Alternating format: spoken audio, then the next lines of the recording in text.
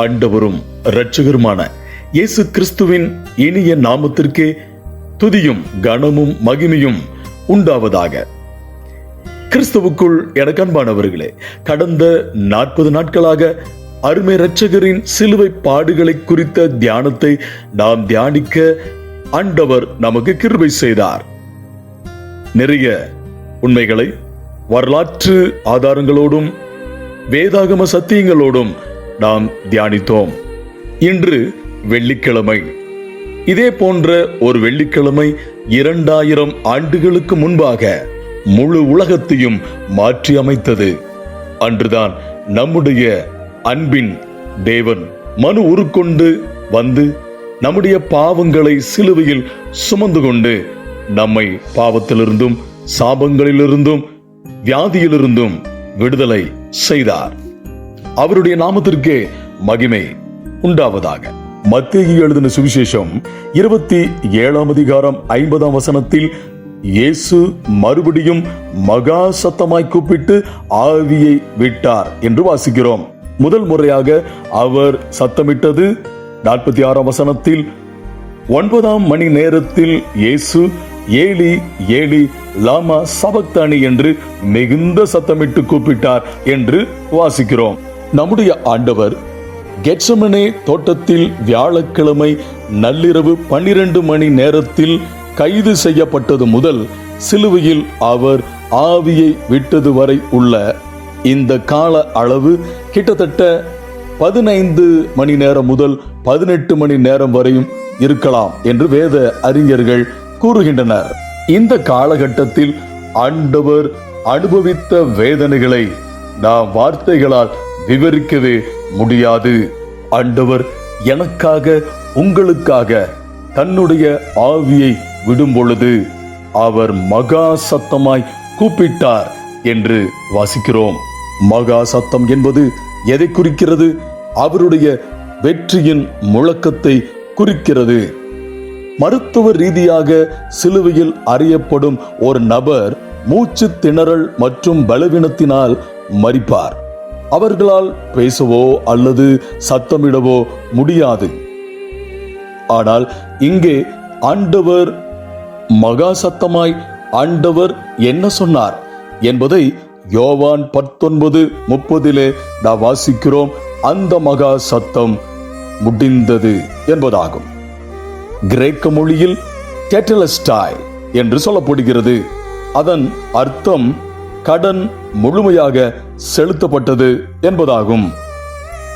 டெட்டலஸ்டாய் என்ற வார்த்தையினுடைய அர்த்தம் முடிந்தது மட்டுமல்ல, அது முடிந்த பிறகு அதன் விளைவும் நிரந்தரமாக தொடர்ந்து வருகிறது என்பதாகும்.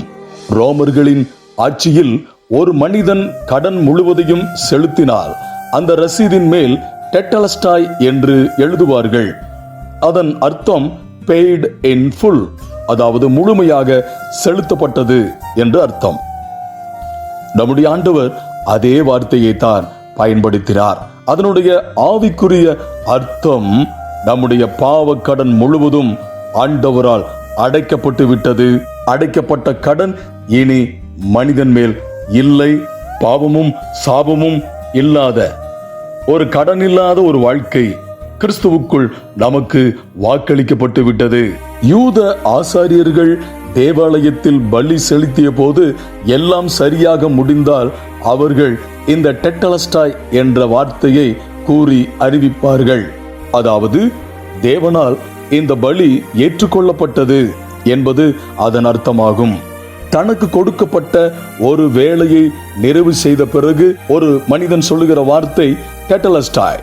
ஆண்டவர் இயேசுவும் அதைத்தான் சொன்னார். யோவான் 17 அதிகாரம் 4 வசனத்தில் பிதா எனக்கு கொடுத்த வேலையை நான் நிறைவேற்றினேன் என்று. ஆண்டவர் முடிந்தது என்று ஒற்றை வார்த்தையில் சொன்னாலும் ஆண்டவர் அநேக காரியங்களை முடித்து தீர்த்தார். அதிலே ஒரு முக்கியமான 4 காரியங்கள் என்ன? ஒன்று, ரட்சிப்பின் வேலை முடிந்தது. இனி வேறு பலி தேவையில்லை. ஆண்டவராய் இயேசுவே இறுதி பலி. இரண்டாவதாக, நியாயப்பிரமாணம் நிறைவேறியது. பழைய ஏற்பாட்டின் தீர்க்க தரிசனங்கள் அனைத்தும் நிறைவேற்றப்பட்டன. மூன்றாவது, சாத்தானின் அதிகாரம் உடைக்கப்பட்டது. பாவத்தின் சக்தி உடைந்தது. மரணத்தின் அதிகாரம் தோற்கடிக்கப்பட்டது. நான்காவதாக, தேவனுடன் ஒரு சமாதானம் உண்டானது. மனிதன் மீண்டும் தேவனிடம் சேர்வதற்கான வழியை ஆண்டவர் திறந்தார். இயேசுவானவர் முடிந்தது என்று சொன்னபோது அங்கே சூழ்ந்து கொண்டிருந்தவர்கள் ஆண்டவருடைய வாழ்க்கை பரிதாபகரமாக தோல்வியுடன் முடிவடைந்தது என்றே கருதியிருப்பார்கள். ஆனால் அது துயரக் குரலோ தோல்வியின் குரலோ அல்ல, அது வெற்றி குரல். ஆதியாகமம் 2ஆம் அதிகாரத்தில் 7ஆம் வசனத்தில் தேவனாகிய கர்த்தர் மனுஷனை பூமியின் மண்ணினாலே உருவாக்கி ஜீவ சுவாசத்தை அவன் நாசியில் ஊதினார், மனுஷன் ஜீவாத்துமாவானான் என்று வாசிக்கிறோம். ஆனால் மனிதன் ஆண்டவருக்கு கீழ்ப்படியாமல் போனதால் அவன் மரணத்தை தெரிந்து கொண்டான். அவனை மரணத்திலிருந்து மீட்டெடுக்க மீண்டும் ஆண்டவராகிய இயேசு கிறிஸ்துவே மனிதனாக வந்து சிலுவையில் தொங்கி மீண்டும் மனிதனை உயிர்ப்பிக்க தன் ஆவியை மனிதனுக்காக கொடுத்தார். ஆண்டவர் சிலுவையில் தொங்கிக் கொண்டிருந்த வேளையில் 6ஆம் மணி நேரம் முதல் 9ஆம் மணி நேரம் வரைக்கும் பூமி எங்கும் ஒரு அந்தகாரம் உண்டாயிற்று என்பதை நாம் தியானித்தோம். இப்பொழுது ஆண்டவர் தன்னுடைய ஆவியை விட்ட பிறகு ஒரு சில சம்பவங்கள் நடந்ததை வேதத்தின் மூலமாக அறிகிறோம். 51ஆம் வசனத்தில், அப்பொழுது தேவாலயத்தின் திரைச்சீலை மேல் தொடங்கி கீழ் வரைக்கும் 2ஆக கிழிந்தது, பூமியும் அதிர்ந்தது, கன்மலைகளும் பிளந்தது என்று வாசிக்கிறோம். எருசலேம் தேவாலயத்தில் 2 திரைகள் இருந்தன. மத்தேயு குறிப்பிடுவது மகா பரிசுத்த ஸ்தலத்தை மறைத்த திரைச்சீலையாகும். வரலாற்று ஆசிரியர் ஜோசிபஸ் கூற்றுப்படி இந்த திரை சுமார் 60 அடி உயரமும் 30 அடி அகலமும் 4 அங்குலம் தடிமனும் கொண்டது. இந்த திரைச்சீலையை பல குதிரைகளை கொண்டு இழுத்தாலும் கிழிக்க முடியாத அளவுக்கு வலிமையானது என்று குறிப்பிடுகிறார். அப்படி இருக்க ஒரு மனிதன் தன்னுடைய பலத்தால் இந்த திரைச்சீலையை கிழிக்க முடியாது. மேலும் இந்த திரைச்சீலை கீழே இருந்து மேலே வரை கிழியவில்லை, மாறாக மேல் தொடங்கி கீழ் வரைக்கும் கிழிக்கப்பட்டது. காரணம், பரலோகத்திலிருந்து தேவனே அதை கிழித்தார் என்பதற்கு இதுவே சான்று. தேவனுக்கும் மனிதனுக்கும் இடையே இருந்த பாவத்தின் திரை விலகிவிட்டதை இது குறிக்கிறது. ஆண்டவர் இயேசு மரித்தபோது பூமி அதிர்ந்தது என்று பார்க்கிறோம். இது சாதாரண நிலநடுக்கம் அல்ல. பிரபஞ்சத்தின் சிருஷ்டிகர் மரித்தபோது இயற்கையே துடித்த ஒரு நிகழ்வாக இருந்தது. கிபி 52 வாழ்ந்த தாலஸ் மற்றும் பிளகோன் போன்ற வரலாற்று ஆசிரியர்கள் ஆண்டவர் சிலுவையில் அறையப்பட்ட அந்த நேரத்தில் ஏற்பட்ட அசாதாரணமான இருளையும் இந்த நிலநடுக்கத்தையும் பதிவு செய்துள்ளனர்.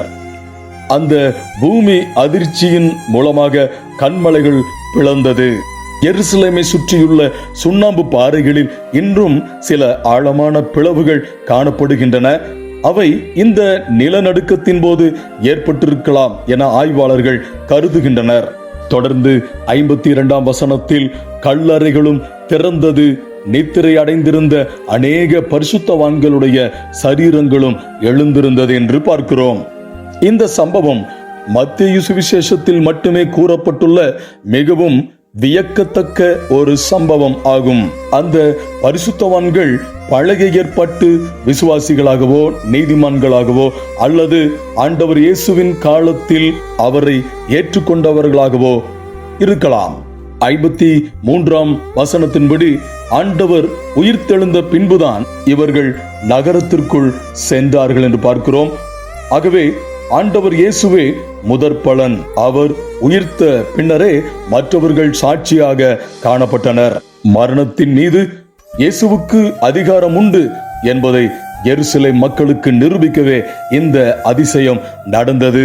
54வது வசனத்தின்படி, அங்கே 100க்கு அதிபதியும் அவனோட கூட இயேசுவை காவல் காத்திருந்தவர்களும் பூமி அதிர்ச்சியையும் சம்பவித்த காரியங்களையும் கண்டு மிகவும் பயந்து, மெய்யாகவே இவர் தேவனுடைய குமாரன் என்றார்கள்.